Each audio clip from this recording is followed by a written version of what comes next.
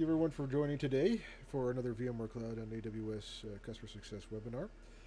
Today we have with us Vladimir Zaychik.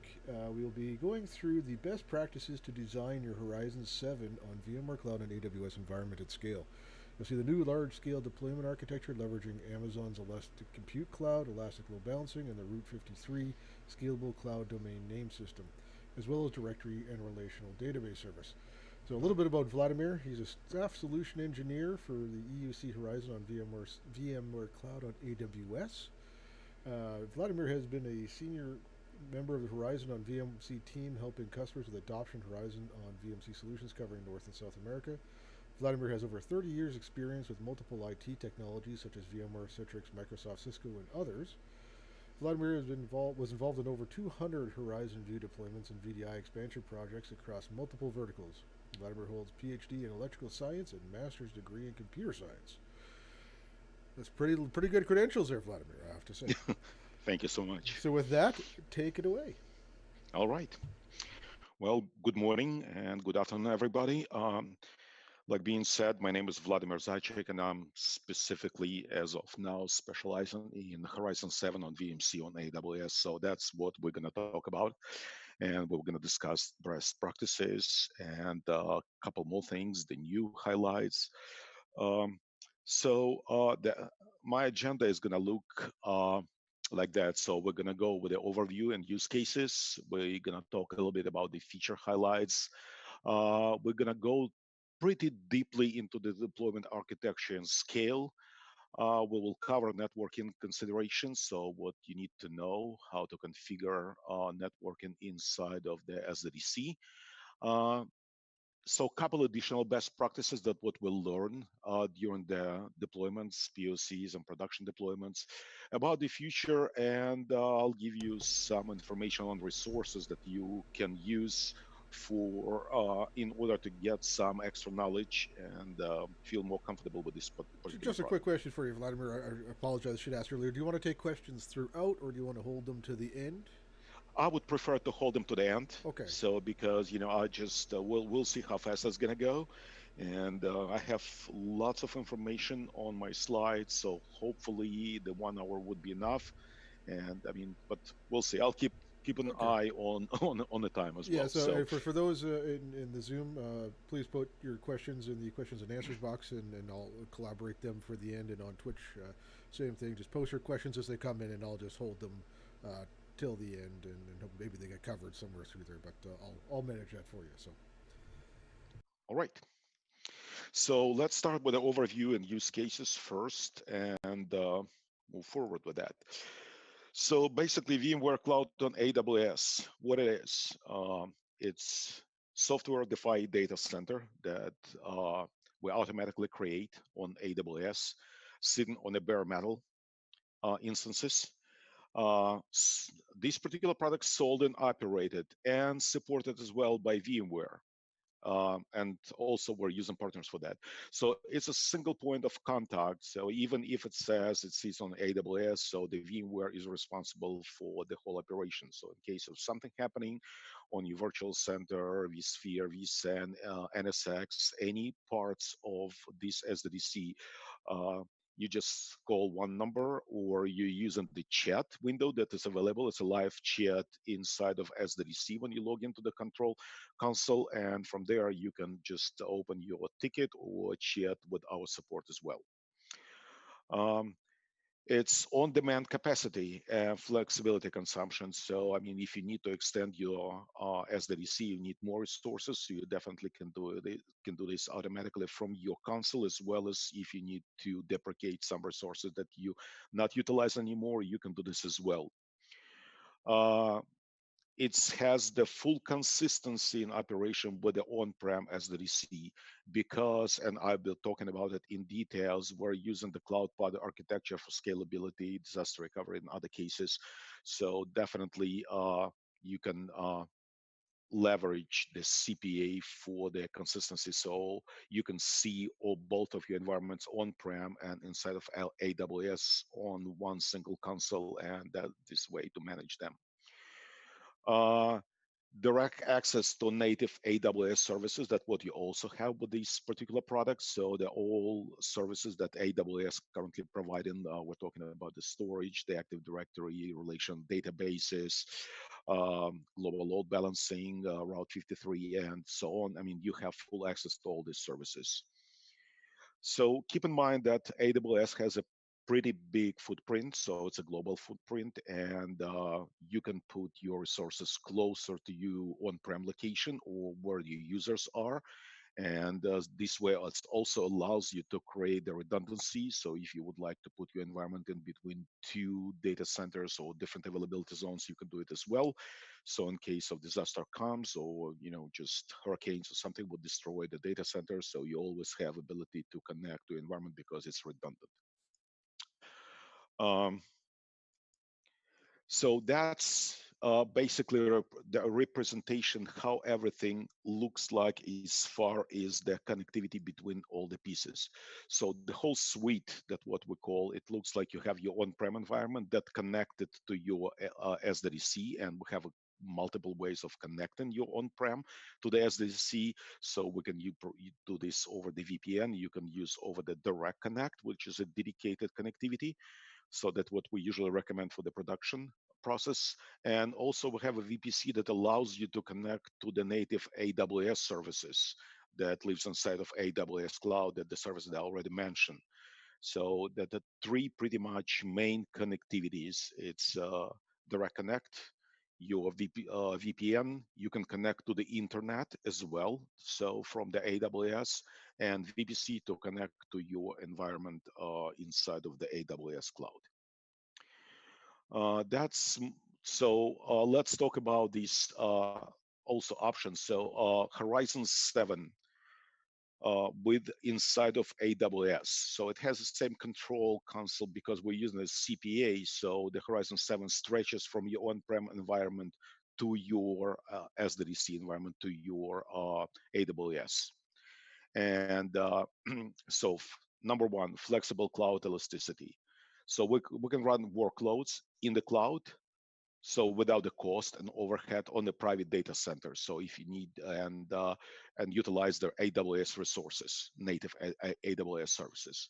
So you can build your own hybrid cloud, if you will, if you would like to leverage your on-prem environment and AWS environment and use it to extend your environment, or use it as a DR. So that where we're leveraging the CPA and vSphere deployment, pretty much, I mean, you don't have it because it's already been deployed automatically for you when SDDC is built. So the vSphere is going to be installed on the S3 bare metal services. And so this way you will have everything already pre-configured for you. Next, what kind of use cases you can have? So like I've been talking before, the data center extension and migration, that's the most common case that what I'm seeing during the implementation of this product. Number two is always the disaster recovery and business continuity. So if you need to extend your environment temporarily, let's say you have a seasonal loads, and in many cases I saw it with the big customers, that retail customers, they have seasonal sales and stuff, so they need some temporary loads during these sales. Or for example, insurance companies, they have sign up process, so that you can do this as well. So temporarily extend your environment in, outside of your on-prem into the cloud, use it, and when you're done, you uh, just reverse back and just remove this environment, this extra resources that you've been using for this particular peak time. Also, the quick POC, if you need to do the POC, so you can quickly deploy the Horizon environment inside of SDDC, test it, make sure that everything is working, and just definitely help without purchasing any extra equipment that you need to purchase, and then you need to install it, configure. So that takes time. When here within 2 hours, the SDDC is going to be ready, and for each additional host, if you need to extend your environment, it takes about 10 minutes to deploy. Uh, so next, how the cloud pod architecture looks like. So we leverage the CPA between on-premise and AWS. as well as between the all different AWS locations. So basically, each SDDC is a pod, and so we will just interconnect these pods together with the CPA. So this way we have the full consistency. Uh, this diagram actually shows you what kind of replication you're going to have, or connectivity, sorry. So we have a global data layer where we exchange the information between the pods as well. So it's our interpod communication. So when you look at the console of your Horizon Administrative Console, so you will see like one from the single console, you can manage your environments in multiple pods that are interconnected with the CPA. So this diagram basically will show you what you need to think about during this particular configuration if you have a multi-site environment.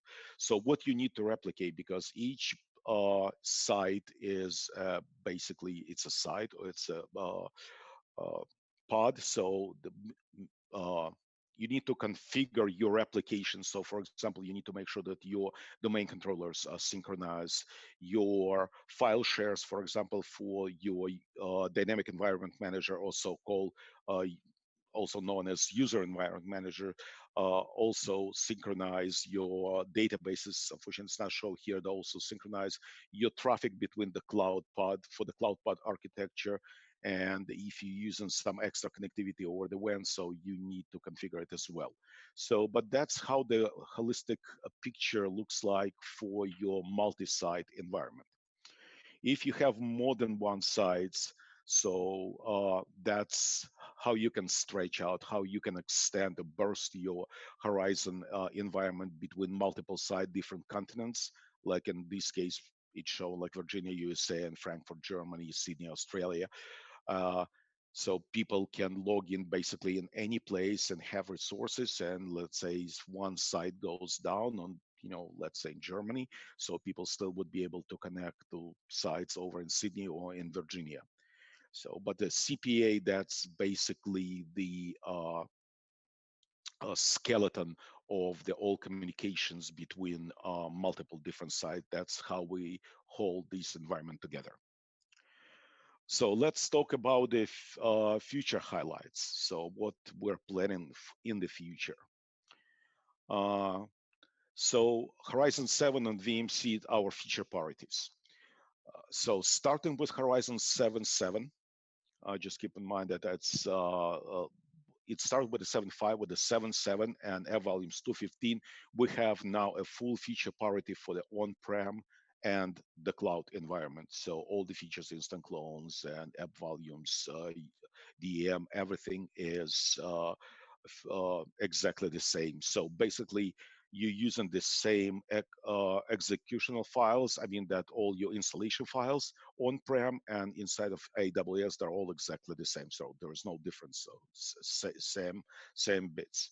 Uh, there is an article here, that knowledge base article, that basically, if you want to make sure that some particular features same as on-prem and inside of AWS. So you can address to this particular article, and it has the full description of the features that we currently have in both environments. What's coming soon? What coming? That's that. Everybody pretty much is asking how we can dynamically extend our environment if we need to, and roll it back if our workloads goes down. So we'll call it elastic DRS functionality. So what elastic DRS does, it sees the traffic and sees the amount of incoming sessions, coming requests for the virtual desktop, and when it exhausts all the resources on the existing environment, it automatically deploys another host, and from this host, the new desktops would be deployed. So when that traffic goes down, the amount of users going down, so the system automatically identifies that that they can release the resource, so the vMotion machines from the host to consolidate them into the other ESX host, and the host that been totally vacated, they could be removed from the environment. So you don't have to pay for all these hosts all the time. So you only will pay for the extra host in only when you're actually using it. And that's this particular feature would be available. We are thinking maybe at the end of this year or beginning of the next year. Universal Horizon service.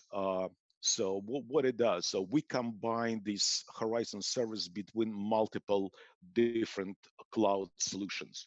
So for example, previously you have to have your management console for your on-prem solution and then the management console for your cloud solution.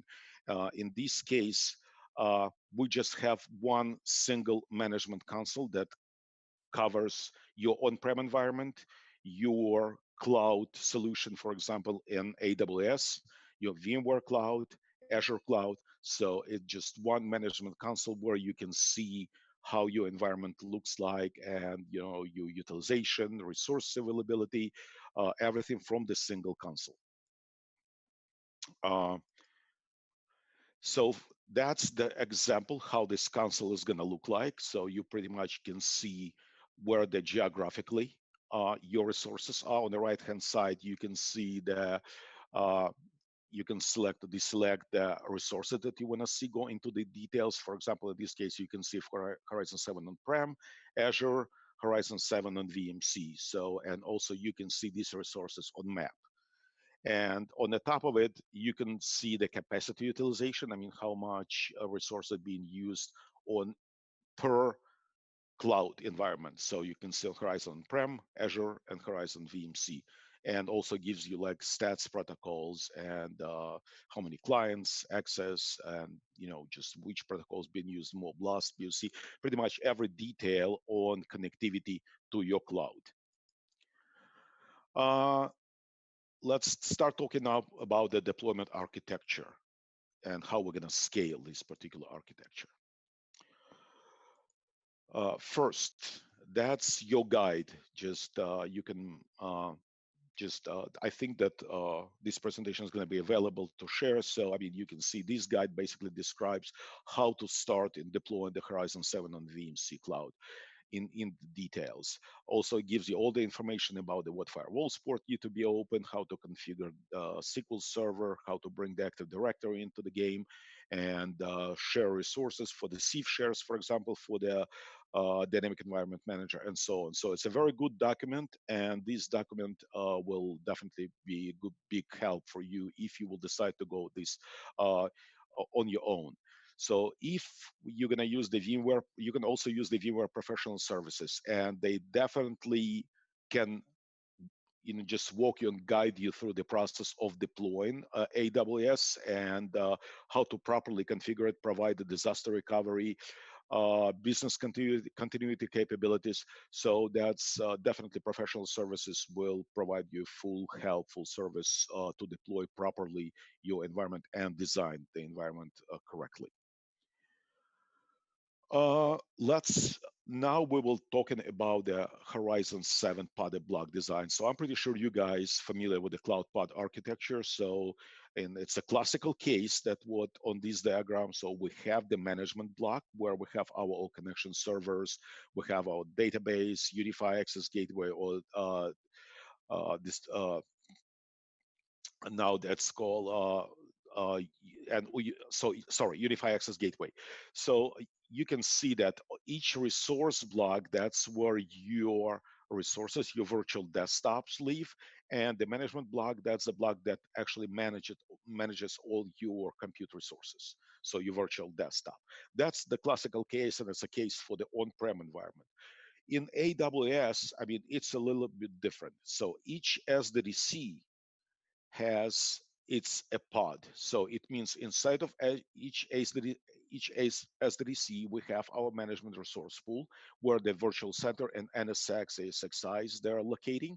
So we have our Horizon management resource pool where our connection servers, Unify Access Gateway, databases, App Volumes Manager, and so on located. And inside of it, we also have the desktop, another Horizon user resource pool. And user resource pool, there's a resource pool where your all virtual desktop and RDSH servers are located for the published applications.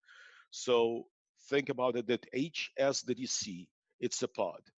So the average it an amount of the sessions per SDDC, it's really depends on the configuration of your virtual machines and how you're gonna I mean what how many virtual machines you wanna put in depends on the size of these virtual machines, and of course of the functionality that these virtual machines perform. And specifically, like for example, if you're pushing lots of graphics and stuff, so definitely your network throughput is gonna be higher.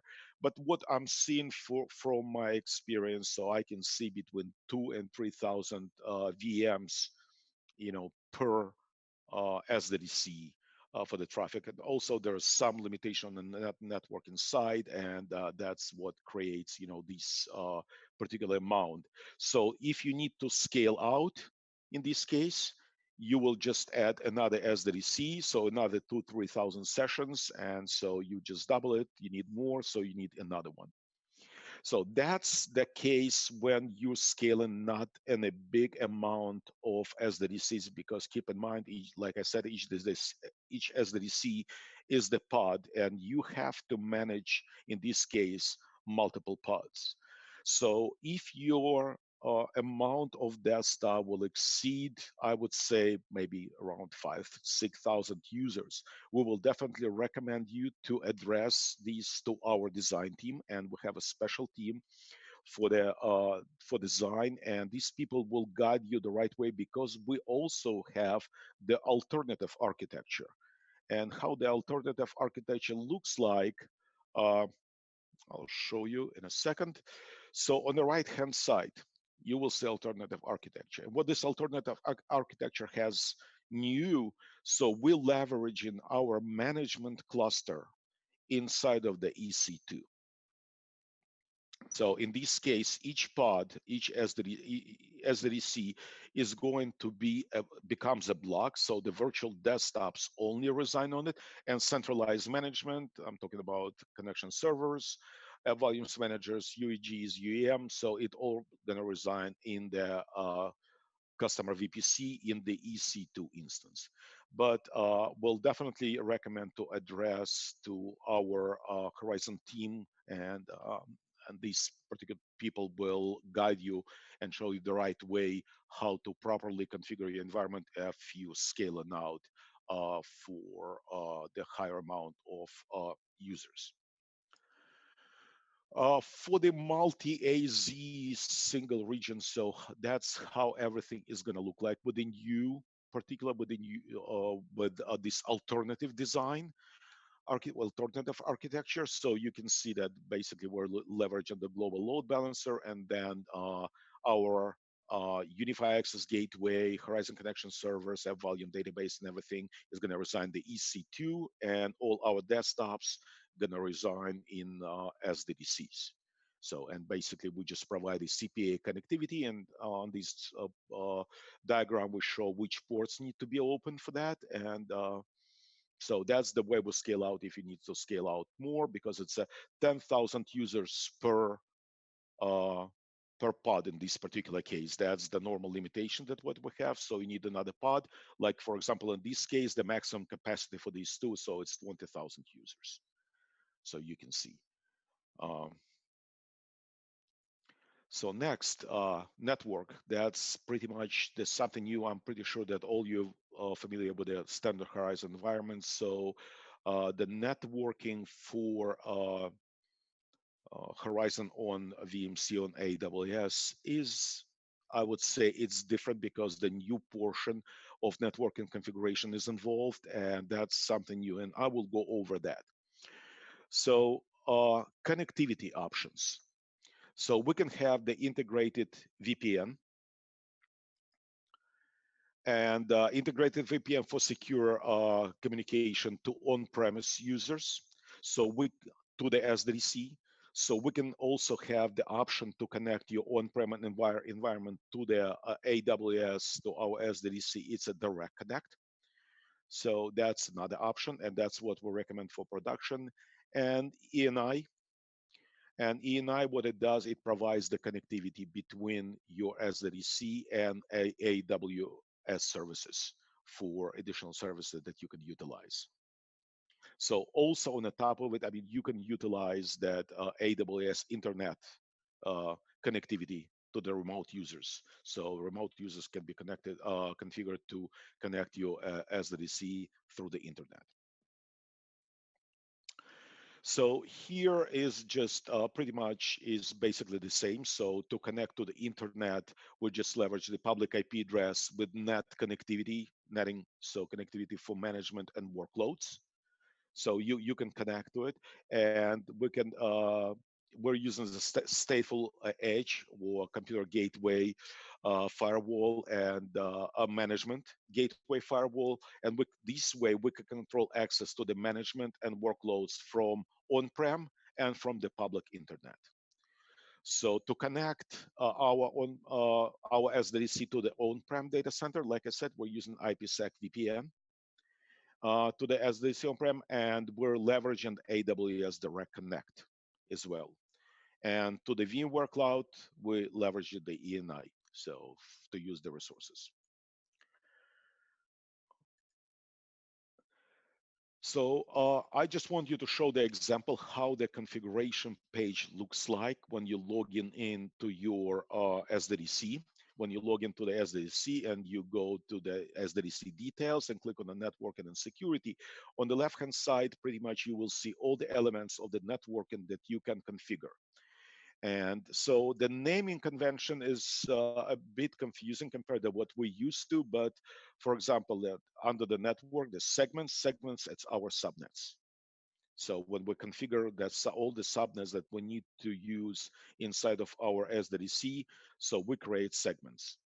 VPN stands for configuring the VPN between all your on-prem environment and your SDDC. Netting, it's obviously it's self-explanatory, so it's for the netting for net your internal IP addresses inside of SDDC to the public IP addresses to get out to the internet. For security, so you can see we have two management gateways, and just a second.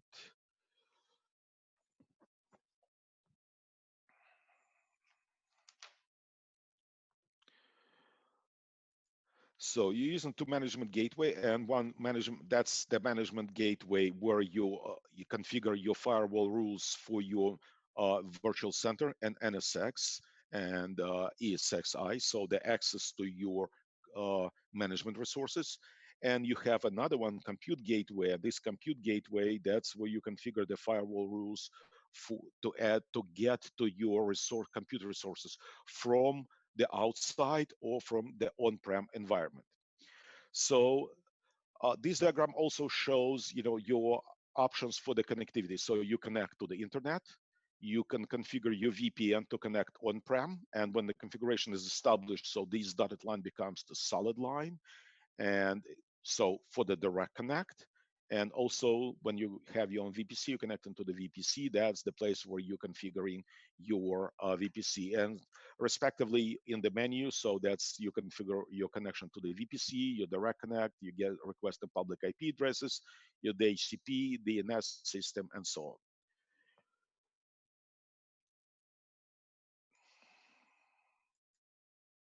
Okay, so when the SDDC is ready, when you deploy SDDC, it's our VMC team does it for you. And so when the SDDC is deployed, that's what actually SDDC looks like. So you have your NSX management, you have your virtual center, ESXi residing in compute resource. And so you can see here your management gateway firewall, that's what you're configuring. That's a T1 router. T0 router, that's the router responsible for your connectivity to the outside.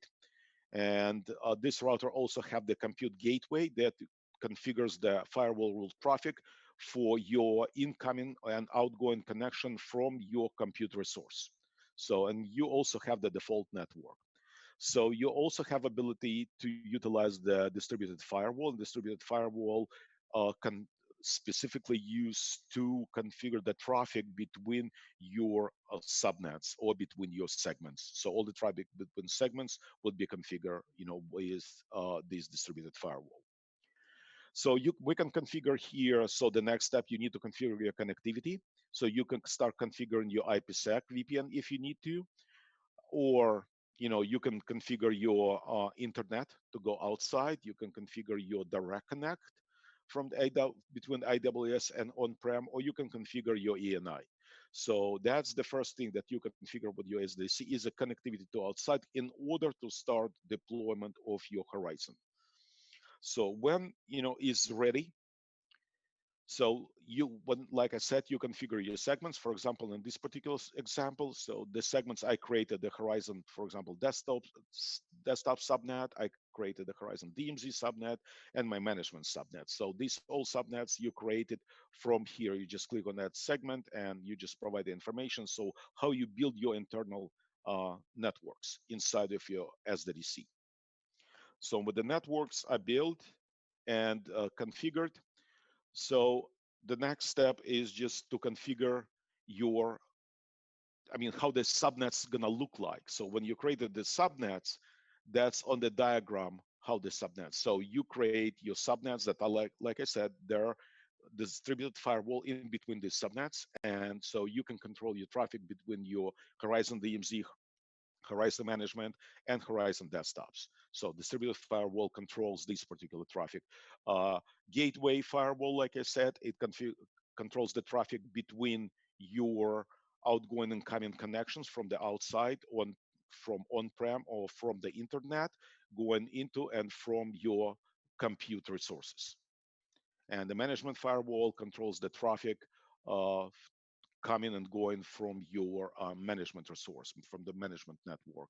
And for example, just one example, if, for example, you need to configure initially, you're not establishing your direct connect or VPN, so you can open your virtual center to the outside traffic on the internet, and this way start just uploading the images and start building your Horizon before even you configure your interfaces. That's one of the cases I saw people been using. Uh, so after that, when connectivity established, so you start building your environment. So and you put your UEG, you put the connection servers, app volumes, file server, database, Active Directory, and virtual desktops. So network, how to deal with the firewall. So what ports need to be open? So this particular document is your best friend. So this particular document shows exactly what ports need to be open for any elements inside for your Horizon environment. So just please just make sure that you have this document. That's, like I said, that's your best friend and help you to configure everything. A little bit about the HCP. So the HCP inside of AWS is very limited, and the lease time it's fixed to 24 hours. So which is totally not acceptable for the instant loads, for example. So we need a real quick the HCP lease time because we just creating desktops, releasing them back. Deleting them, and so we need to. Otherwise, you will utilize your the HCP scope real quick. So that's why we always recommend to use the third party or, for example, the HCP server on your domain controller. And of course, we have the feature, it's the HCP relay feature available. So when this feature is enabled, it's on the right-hand side. You can see here when this feature, so you configure the HCP relay and it will provide you the HCP services to your subnets. So that's our recommendation. Also, just for your information, I saw a few customers that been build the multi-home domain controller, and this way they've been and not utilizing that the HCP relay, so they've been serving the HCP into the other subnets besides the subnet where the domain controller, for example, subnets where you have your desktops or your RDSH servers. Uh, So what you need to keep in mind for the connectivity, this diagram shows you your SDDC on the right-hand side. So that's our AWS Internet Gateway incoming. So that's our AWS Direct Connect service, which locates in direct connectivity, direct connect facility, and our on-prem environment. So in order how the direct connect is gonna look like, so this that I mean that's the flow. So it flows from your edge gateway going to the direct connect facility to the your router that connected to the AWS direct connect router, and then goes into the SDDC. So this particular configuration, this particular feature, the Reconnect, we recommend to use for production environment, specifically that you have a dedicated connection, so your latency is lower and the pipe is much bigger, so you're not dealing with VPN decryption and encryption anymore. So it's definitely more efficient connectivity. So that's how it looks like. For the VPN connectivity, our VPN connectivity is going to look like that. So you just basically you establish the standard VPN between your edge gateway on-prem and your compute gateway inside of your SDDC. And I show you on the diagram, not on the diagram, on the snapshot from the control console. There's a specific feature, not feature, but the place where you click and you configure your VPN going from on-prem into the SDDC. Uh, so for the app volumes connectivity, so you need to configure the connection servers and app volumes talk to each other. So just keep this in mind. And so you have also provide the connectivity between your connection servers and app volumes to the virtual center. Okay, so in this case, you need to open resources. You open the firewall on your management gateway firewall to provide the connectivity from your connection servers and app volumes. So I saw many times people just open the firewall and on the compute gateway, and they think that this particular one, and they think that okay, well they should have already the connectivity to the virtual center. So in our case, we need to specifically open this particular firewall for our traffic going from the virtual center to the connection managers and app volumes managers.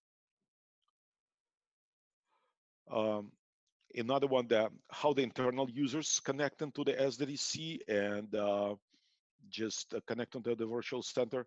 So basically that's the connectivity, the path. So make sure that the protocols that you configure users with, the BLAST or PC over IP, they're open.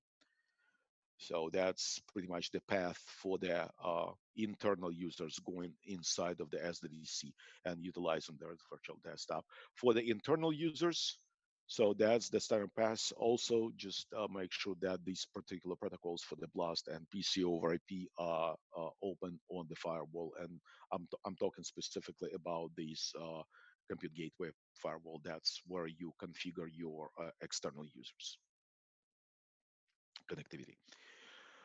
Active Directory. Active Directory should be readily available in your SDDC environment, because all logins and authentications happens uh, in just get initiated from the from the connection server.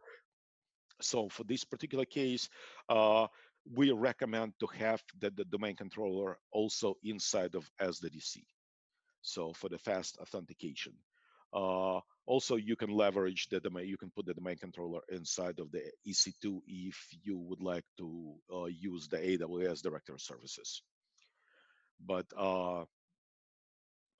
absolutely, it's if you have a good connectivity to your domain controller inside of the on-prem, you can do it as well. But it's not going to be as efficient as having domain controller inside of the SDDC.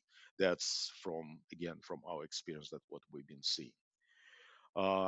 So like I said, the fast Active Directory need to be fast and available, and make sure that you have a good path for traffic for the synchronization. If you put the AD, like in this particular drawing, and there's a document also, support document from Microsoft, how to configure firewall for the domains and trusts.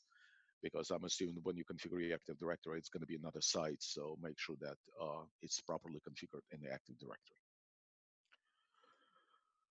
VDI desktop, they need network access, of course, to the on-prem resources. So if you have some file services, servers, or applications you need to provide this connectivity as well. And of course, that we cannot tell you which ports to configure this particular case, because all different applications using different ports.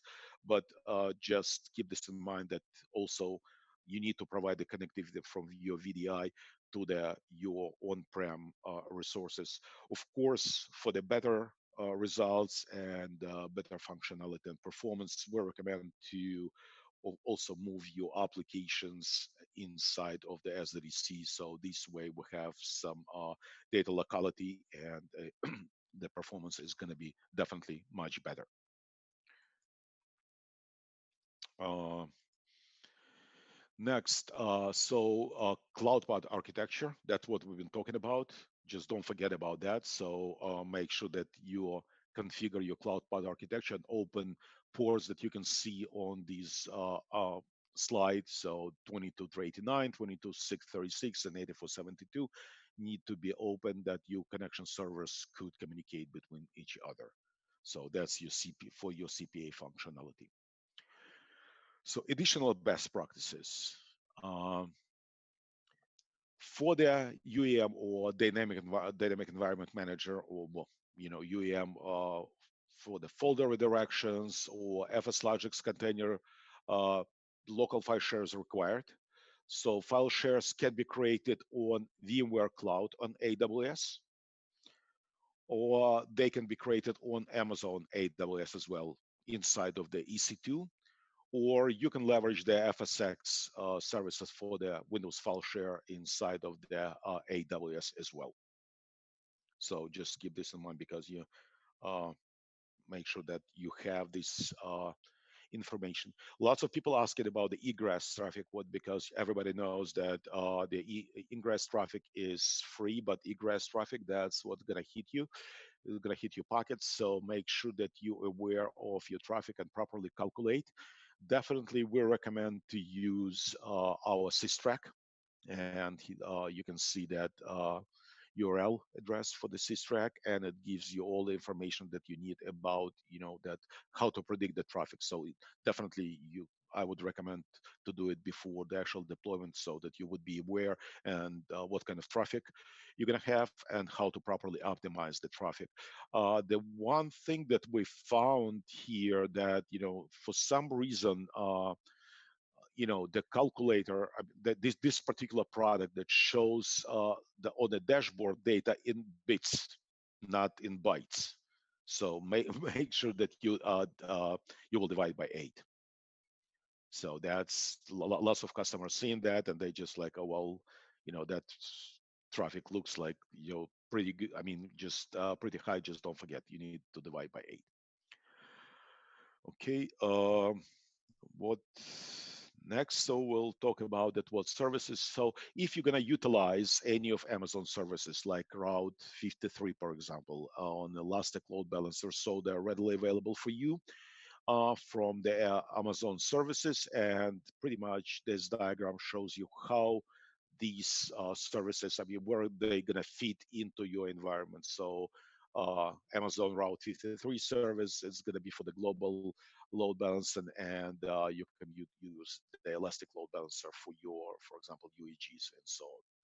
So these services can be fully utilized as well.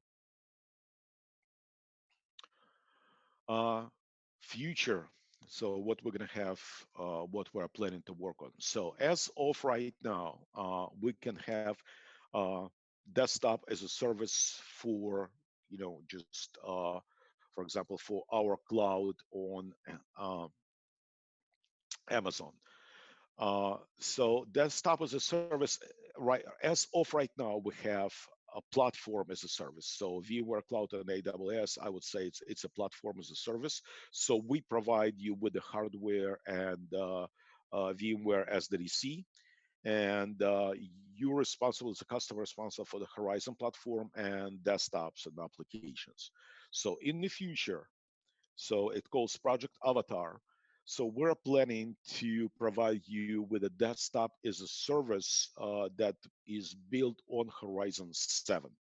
So the project is going on as of right now. So multiple architects and engineers working on this product, and So hopefully it's going to be ready by the end of the next year. So that's we're planning for. So if it's going to be sooner, well, you definitely would know. But that's very exciting news because lots of customers that what I'm seeing, they're asking about. I mean, they're trying not to deal with a Horizon itself, so they just want to have the desktops. But also, this product would allow you to utilize your own images. For example, you cannot do this in the Amazon, sorry, in Azure, but you definitely would be able to do this in Amazon.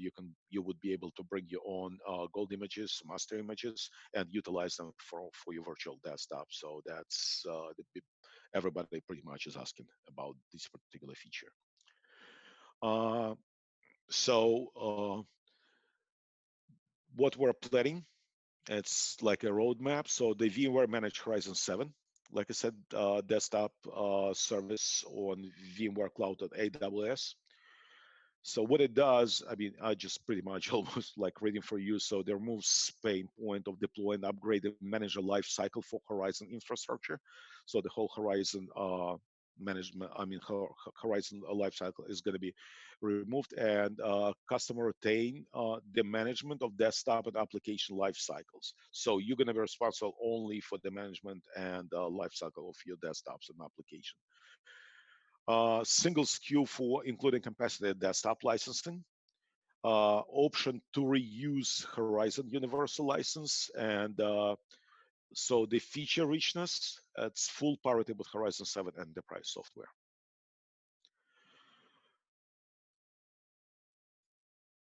So here's the resources that I would recommend you to use. Pretty much, I mean, you can take well, it's going to be available for you. So that's the document that I mentioned previously, Deploy Horizon 7.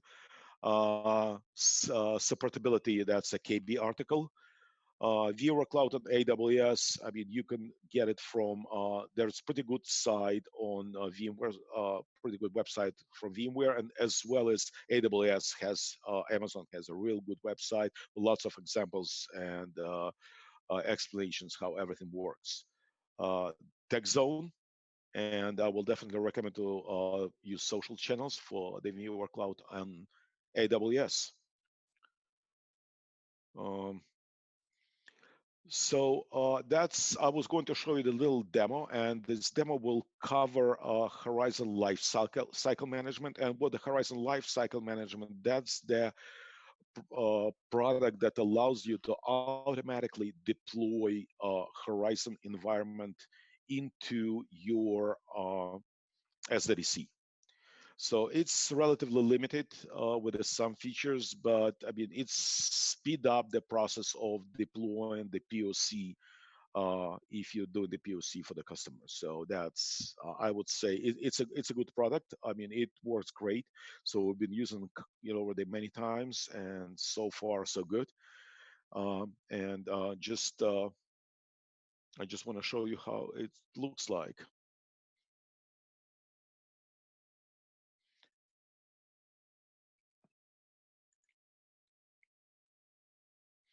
So you log in, you just choosing your resource, VMware Cloud. You sign into your cloud environment, choose the region where your resources are SDDC, showing number of sessions. You connect them to the Active Directory, provide the all information about the Active Directory, configure, give the names of your connection servers, your UEG, and click on OK. Few minutes, you're done. I mean, I know it's real quick. I mean, recording wasn't that great, but I mean, you just provide all necessary information for your construct, for your Horizon construct, and after just all information filled in, you just click on Start button, and sorry, it's actually a Finish button, and the whole environment would be deployed for you. And I guess pretty much that's it. So let's go with the questions now. So I know it's kind of really fast, but the time limitation that what I have. So yeah, Yeah. So any questions? we had one question came in that you kind of covered a little bit, but maybe a little bit more detail was around how the Network connectivity affects AWS egress charges, so there will be egress charges there. But maybe if you want to go in a little bit more detail. Yes. But the egress charges would be lower with the direct connect. So direct connect has a lower rates for the connectivity for the egress charges. So the VPN has a bit higher rates. And well, egress, that's everything that goes outside of your SDDC. So that unfortunately that what you have to pay for from VPC to VPC within the same zone, with the same availability zone, there's no charges. I mean, it's a free traffic, so you can connect your SDDC to any resources inside of the AWS within the same availability zone, and you're not going to be hit with any charges. So recommendations also try to keep to decrease the egress charges, that to keep your application servers inside of AWS, that you will not travel all the way to your on-prem environment to get the data if you have the client server kind of application. I saw a couple cases when the people been leveraging that RDSH servers and publishing on-prem, publishing their applications and deliver these applications inside of the virtual desktop. So not putting the agent in, so like you put the agent inside of the virtual desktop that connects to your file server or database inside of your on-prem. So the agent, the software itself sits on your RDSH server, so it's all on-prem, and you just publish this application inside of the virtual desktop. So this way you will avoid the client server charges as well. Not fully avoid, but I mean, they're gonna be minimized. If it makes sense, that what I just said. Yeah, no, I think that's good. Is there any other questions out there? This is your opportunity. We have a couple minutes left.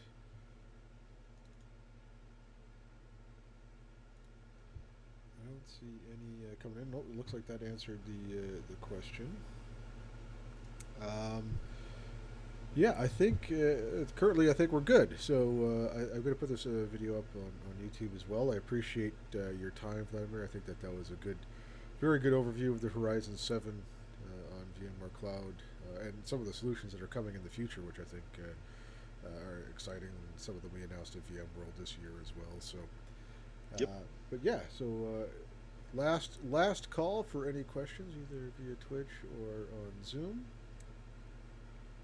And I do not see any, so I think we're good to go. Again, thank you very much, and thank everybody for attending, both on Zoom and on Twitch. And we will have our office hours for APJ again on Thursday, and another webinar in a couple weeks.